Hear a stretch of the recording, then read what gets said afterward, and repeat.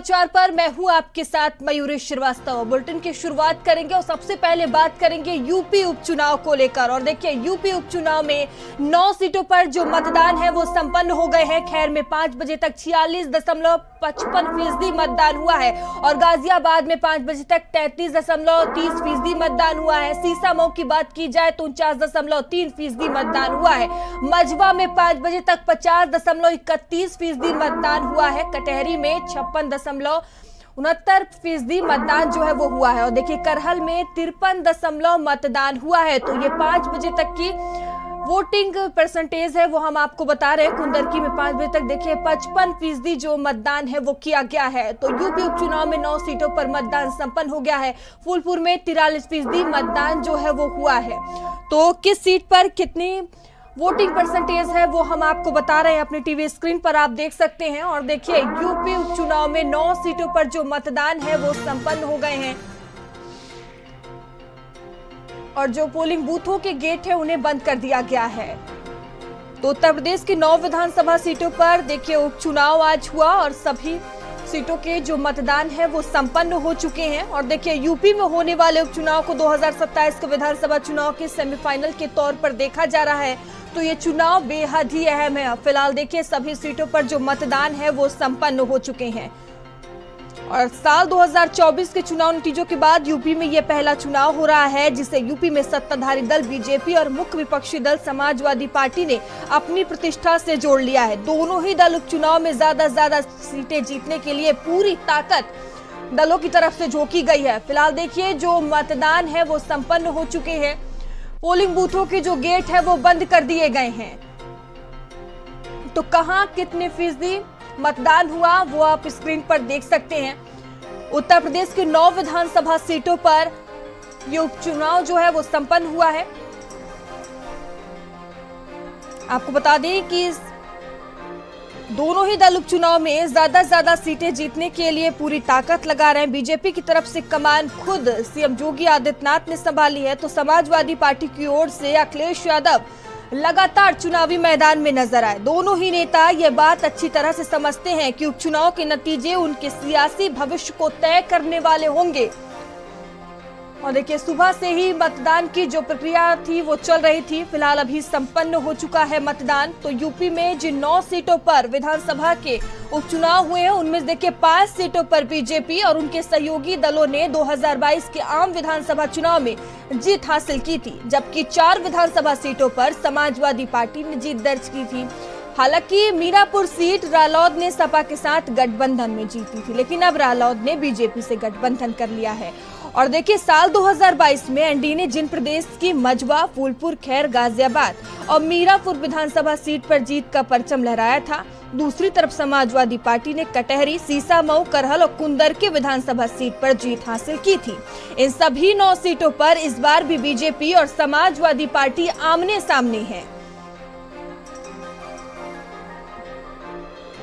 तो देखिए, सभी सीटों पर लड़ाई बेहद दिलचस्प है। मुख्य मुकाबला भारतीय जनता पार्टी और समाजवादी पार्टी के बीच है। तो उत्तर प्रदेश के 9 विधानसभा सीटों पर आज उपचुनाव और देखिए, मतदान की जो प्रक्रिया वो सुबह 7 बजे से शुरू हुई थी, जो अभी 5 बजे संपन्न हो चुकी है। और लगातार भारत समाचार आपको पल पल की अपडेट दे रहा है। और देखिए, पोलिंग बूथों के जो गेट हैं वो अब बंद कर दिए गए हैं।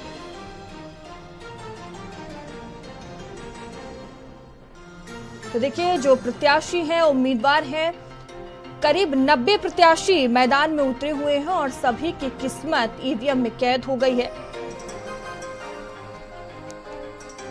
तो 23 नवंबर को इसके परिणाम जो है वो सामने आ जाएंगे। आज जो मतदान की प्रक्रिया है वो संपन्न हो चुकी है।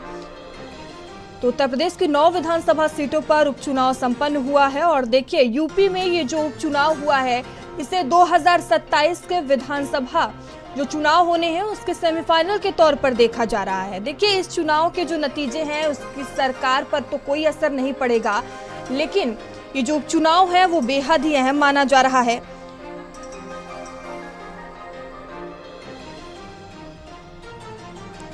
तो दोनों ही नेता देखिए अच्छी तरह से समझते हैं कि उपचुनाव के नतीजे उनके सियासी भविष्य को तय करने वाले हैं। एक तरफ सीएम योगी आदित्यनाथ हैं, दूसरी तरफ अखिलेश यादव हैं।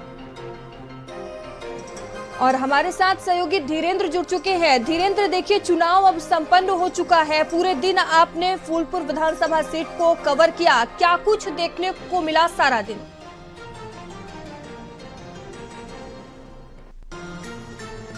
यहाँ पे चुनाव में सुबह 7 बजे से यहाँ पर, लेकिन आम चुनाव में किस तरीके से मतदाताओं में उत्साह रहता था उतना उत्साह देखने को नहीं मिला है।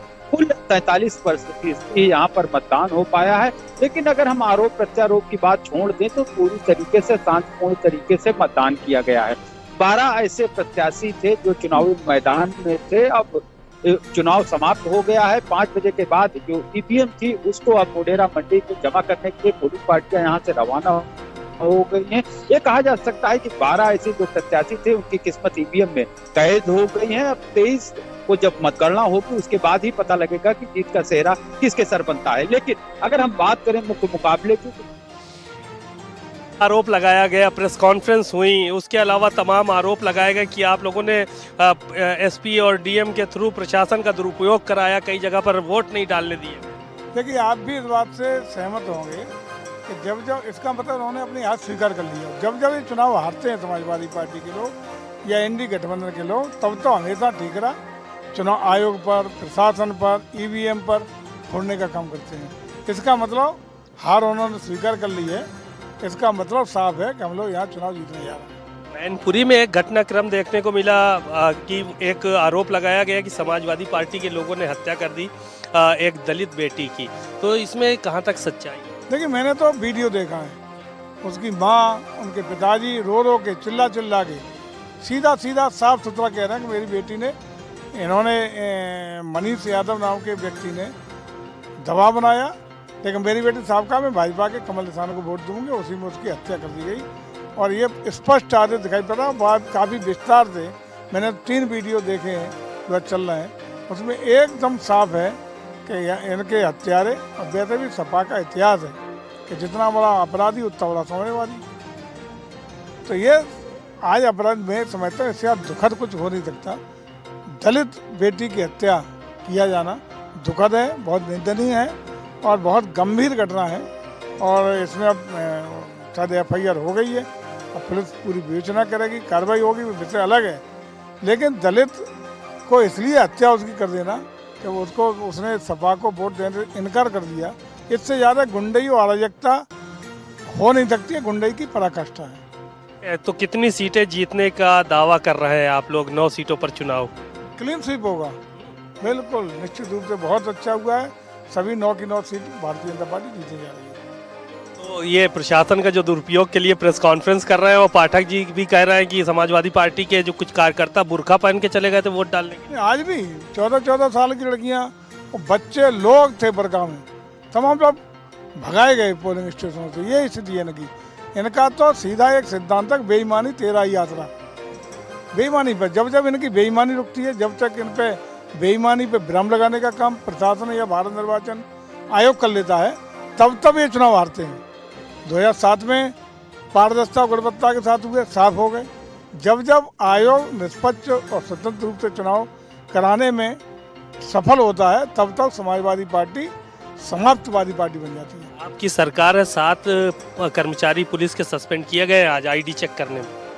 नहीं, वो अलग विषय है, वो विषय अलग है कि अगर किसी पे कोई भी कर्मचारी आयोग उसमें निष्पक्ष रूप से, स्वतंत्र रूप से चुनाव कराने के लिए, चाहे अधिकारी हो, चाहे कर्मचारी हो या अन्य कोई हो, जो भी आड़े आएगा उस पर दंडित करने की कार्रवाई होनी चाहिए, उसमें क्या दिक्कत है। चलिए, शुक्रिया। जयवीर सिंह जी हमारे साथ थे, उत्तर प्रदेश सरकार में कैबिनेट मंत्री हैं, और बहुत सारी बातें उन्होंने कही कि हम लोग क्लीन स्वीप करने जा रहे हैं, 9 की 9 सीटें हम लोग जीतने का काम करेंगे। कैमरामैन मेहदी हसन के साथ सीमा नकवी, भारत समाचार, करहल। तो पर्यटन मंत्री जयवीर सिंह को आपने सुना, उन्होंने अपनी जो प्रतिक्रिया है वो दी। और देखिए, लगातार हम चुनाव को लेकर चर्चा कर रहे हैं। धीरेन्द्र हमारे साथ फूलपुर सीट से बने हुए हैं। धीरेन्द्र, आप फूलपुर सीट की बात बता रहे थे, क्या कुछ वहां सारा दिन देखने को मिला? आपने सारा दिन ये सीट कवर किया, आज मतदान की जो प्रक्रिया है वो संपन्न हो गई, अपनी बात पूरी कीजिए। देखिए, अगर हम फूलपुर जैसे पहले बताएं कि फूलपुर में 12 ऐसे प्रत्याशी थे जो चुनाव मैदान में थे, लेकिन अगर मुकाबले की बात करते हैं तो भारतीय जनता पार्टी और समाजवादी पार्टी के बीच ही मुख्य मुकाबला देखने को मिल रहा है। बसपा ने भी अपना यहाँ से प्रत्याशी उतारा था, लेकिन वो केवल कटवा ही साबित होकर रह जा रहे हैं। तो जो मुख्य मुकाबला है वो भारतीय जनता पार्टी और समाजवादी पार्टी के बीच ही जो प्रत्याशी है उनके बीच में है। आरोप प्रत्यारोप का दौर शुरू सुबह से ही चलता रहा, लेकिन अगर हम बात करें तो पूरी तरीके से शांतिपूर्ण मतदान हुआ है। कुल 43% यहाँ पर मतदान हो पाया है। अगर हम मुद्दों की बात करते हैं तो जिस तरीके से जैसे हमने वोटरों से बात किया है तो कुछ वोटरों ने कहा है कि विकास काफी हुआ है, चूंकि कुंभ लगा हुआ है। कुंभ के साथ साथ जो विकास की कुछ परियोजनाएं हो, तमाम ऐसी परियोजनाएं हैं जिससे कि प्रयागराज अब 2025 में लगने वाले कुंभ में बदला बदला सा नजर आएगा, इतना विकास हुआ है। लेकिन दूसरी तरफ अगर हम युवाओं की बात करते हैं तो युवा बेरोजगारी को लेकर, रोजगार की मांग को लेकर, तमाम ऐसे जो मुद्दे थे उसको लेकर वो अपनी वोटिंग कर रहे थे। खास तौर पे जो किसान यहाँ पर वोट करने आए थे, किसानों का जो स्थानीय मुद्दा था, आवारा पशुओं का है, जो खाद का है, ये सारे सब मुद्दों को लेकर आज यहाँ पर वोटिंग हुई है। लेकिन जिस तरीके से वोटों में अन्य चुनाव में उत्साह देखने को मिलता है, लेकिन इस चुनाव में इस तरह का उत्साह देखने को नहीं मिलता है। लिहाजा यही वजह रही है कि कुल 43% ही यहाँ पर वोटिंग हो पाई है। जी ठीक है, अलीगढ़ से मुकेश हमारे साथ जुड़े हुए। मुकेश, खैर विधानसभा सीट पर भी देखिए मतदान जो है वो संपन्न हो चुके हैं। आप सारा दिन इस सीट पर रहे, क्या कुछ यहाँ देखने को मिला और जो मतदाता उनके बीच कैसा माहौल देखने को मिला?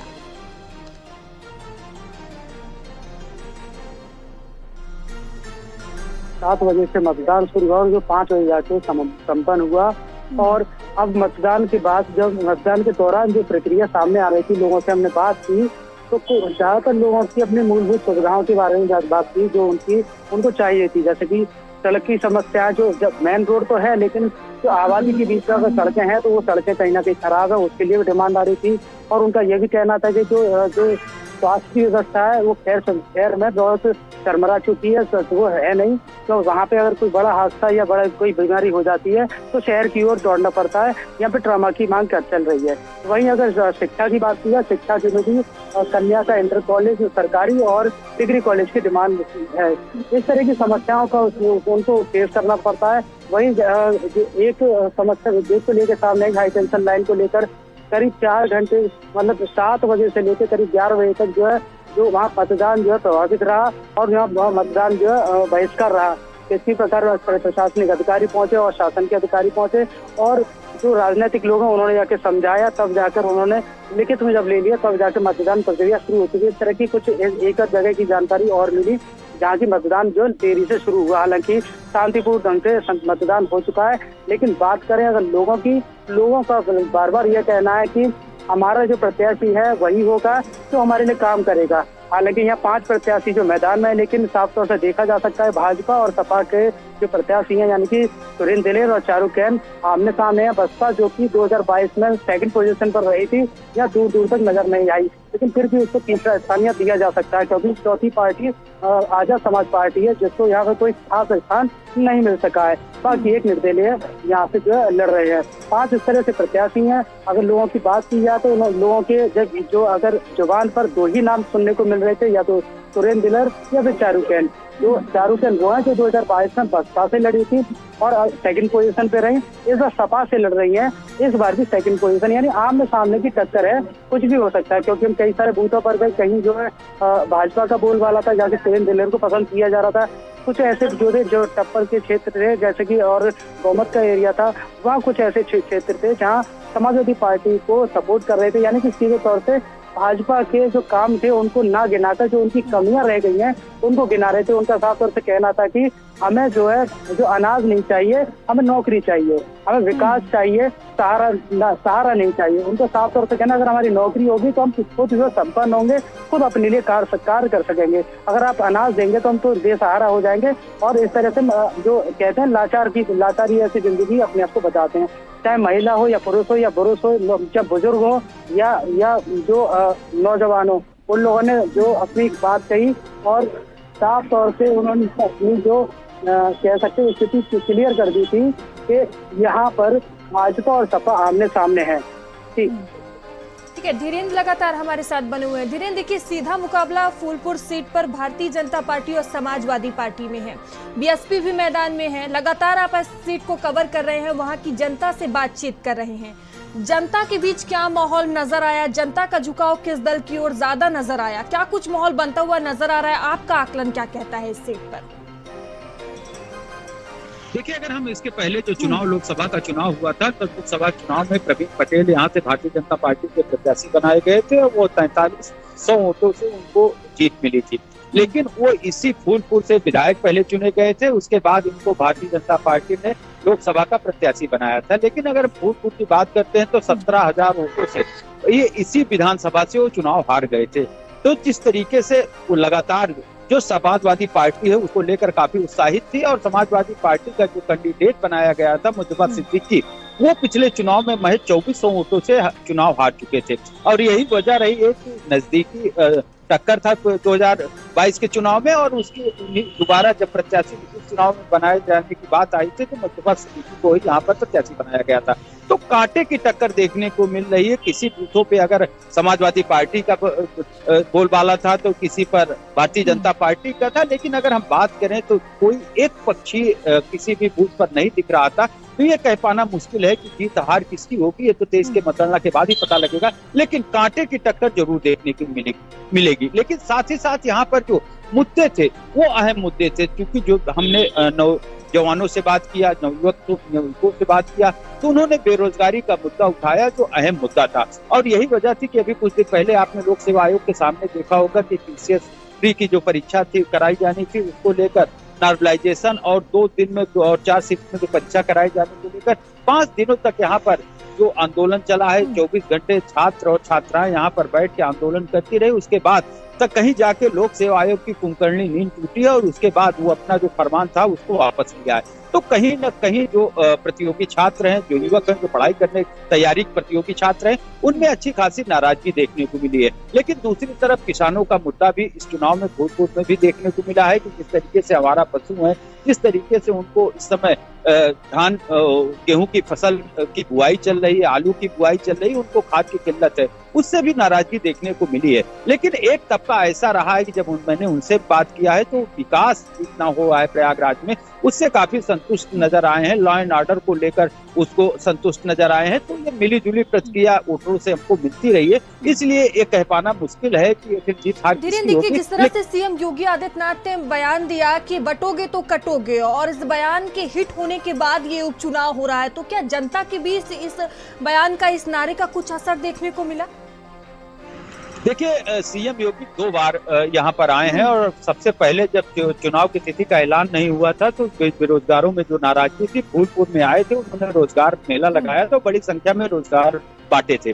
उसके बाद जब चुनाव की तिथि की घोषणा हो गई तो 2 बार सीएम योगी आदित्यनाथ आए। लेकिन जब 3 बार आए हैं तो निश्चित तौर पे कटोगे तो कटोगे का नारा लगाए थे। लेकिन इसके पहले वो अखिलेश यादव यहाँ पर आए थे और जिस तरीके से जो प्रतियोगी छात्र थे उनका जो मुद्दा उन्होंने मंच से उठाया था, उसके बाद वो जो धरना चल रहा था उसका समर्थन भी उन्होंने मंच से कर दिया था। तो कहीं न कहीं जो ये सियासी तीर चल रहे थे मंचों से, अब उसका फायदा किसको कितना मिलता है ये तो 23 को पता लग पाएगा। लेकिन कहीं न कहीं जो सियासी लोग थे, जो यहाँ पे स्टार प्रचारक के रूप में चाहे अखिलेश यादव रहे हो, चाहे सीएम योगी आदित्यनाथ रहे हो, लेकिन अपने बयानबाजियों का तीर वो छोड़ने में कहीं कोई कसर नहीं रखे हैं। जी ठीक है मुकेश, मैं आपके पास आऊंगी। देखिए, खैर सीट की बात की जाए तो यहाँ पर जाट जो मतदाता हैं वो अहम भूमिका निभाते हैं। तो यहाँ का जातीय समीकरण क्या कहता है, और जो जाट मतदाता है वो उनका रुख किस ओर दिखाई दे रहा है?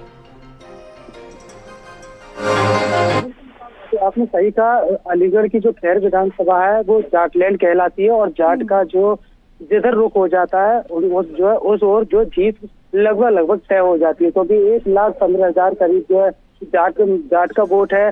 लेकिन इसकी अगर दूसरी तरफ देखा जाए तो एससी समाज का जो वोट है वो भी करीब 1 लाख है, जो कि बसपा का वोट कहलाता है। लेकिन इस बार बसपा का जो वोट जो है वो बटा हुआ है, तो भाजपा की तरफ भी गया है, सपा की तरफ भी गया है और बसपा के खुद की तरफ भी गया, और इधर आजाद समाज पार्टी है। तो बसपा का वोट पूरी तरह से बटा हुआ नजर आया। लेकिन इस बार देखने को ये भी मिला है कि भाजपा की ओर उनका झुकाव नजर आ रहा है। क्यों? क्योंकि उन्हें ये दिख रहा है कि भाजपा की अभी मौजूदा सरकार है, क्योंकि इस वोटिंग से ना तो सरकार बनेगी ना। देखिए, सबसे अहम बात ये जो हो जाती है, जो समाजवादी पार्टी की तरफ से चारू हैं, और देखिए वो हैं एससी समाज से, लेकिन उनकी शादी जाट परिवार में हुई है, तो क्या इसका भी कुछ फायदा उन्हें मिल सकता है? ये बिल्कुल इस बात का भी फायदा उठा सकते हैं, लेकिन बात यह है कि पिछले काफी लंबे अरसे से जो उनका परिवार है क्षेत्र में जाता तो रहा है, लेकिन राजनीतिक गलियारे से वो दूर हो गया।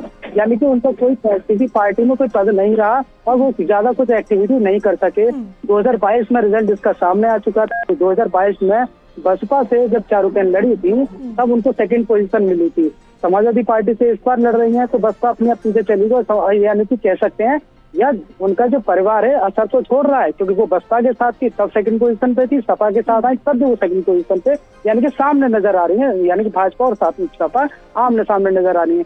यानी कि जाट समाज जो उनके साथ खड़ा है, ये इस बात को बिल्कुल डिनाई किया नहीं जा सकता। इस बात को माना जा सकता है कि जाट समाज उनके साथ है, लेकिन जाट समाज कहीं ना कहीं भाजपा के साथ भी खड़ा नजर आ रहा है, क्योंकि ऐसी समाज की जो टिकट है, जो सुरेंद्र दिलेर है, वो भी एक राजनीतिक परिवार से आते हैं और उनका जो बाबा के टाइम से जो उनका परिवार जो राजनीति में उनके बाबा जो सांसद रहे और उनके पिता जो है सांसद विधायक और सांसद रहे, तो कह सकते हैं कि इसी वजह से जो राजनीतिक जो लिंक है उसको भी नजर आ रहा है। फिलहाल उनके जो पिताजी जो है लोकसभा चुनाव के दौरान उनका देहांत हो गया था, कहीं ना कहीं सिंपैथी भी जो है लोगों की उनके साथ है।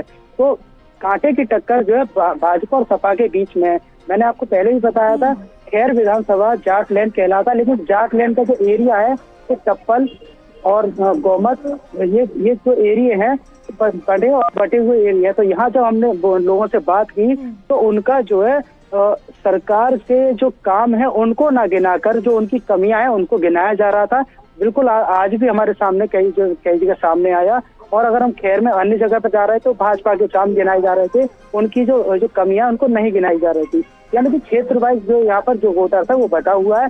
जातिगत जो आंकड़ा है वो क्षेत्र वाइज भी जो है बटा हुआ है। या 22 जो गांव है, 22 गांव ऐसे हैं जिस तरफ वो 22 गांव अगर वो चुनाव में अगर एक तरफ चले जाए तो कहीं ना कहीं उस पार्टी की जो जीत यानी कि उस प्रत्याशी की जीत होती है। जो 22 जो गांव हैं वो खैर क्षेत्र में आते हैं, यानी कि टप्पल से कहीं ना कहीं दूर पड़ते हैं। वो 22 भी कहीं ना कहीं भाजपा की सपोर्ट में नजर आ रहे हैं। हालांकि यहाँ सपा का भी वोट है, बसपा का भी वोट है, लेकिन भाजपा का वोट यहाँ ज्यादा नजर आ रहा है। हालांकि उनका ये भी उनकी तरफ अगर जाते हैं तो कमियों को नहीं देखते हैं। अगर वो देखते हैं तो सिर्फ उन्होंने क्या किया है बस वो यही गिनाते हैं। ये हमने खुद अपने कवरेज के दौरान देखे, हमने कई चौपालें की लगातार। हम पिछले मतलब 10 से 15 दिन से लगातार कवरेज जो है लगभग रोज कर रहे हैं। तो हर रोज हमारे ऐसी चीजें सामने आ रही थी, कमियां अगर सामने है उनको नहीं देख रहे थे। और अगर टप्पल की तरफ जाते हैं जहाँ जाट यानी कि किसान ज्यादा है, वहाँ कमियों को दरकिनार कर दिया जाता है। वहाँ पे काम को दरकिनार करते हुए सीधे तौर पर कमियां देखी जा रही थी, क्योंकि वहाँ जाट जो समाज है वो कहीं ना कहीं भाजपा से नाराज है। वो भाजपा से कम नाराज है, जो मौजूदा सांसद है सतीश गौतम, नाराजगी उनसे है। और वहाँ की जो जनता है उनसे नाराजगी जो जताती है वो अपनी जो वोट की जो पावर है उससे जो जता देती है। क्योंकि अभी लोकसभा का जो चुनाव हुआ था, ये खैर विधानसभा वही है जहाँ से अभी मौजूदा लोकसभा चुनाव में सांसद सतीश गौतम कुछ वोटों से पीछे रह गए थे। यानी कि इस जो विधानसभा से सांसद सतीश गौतम हार के गए हैं, भले ही वो सांसद तीसरी बार बन गए हैं।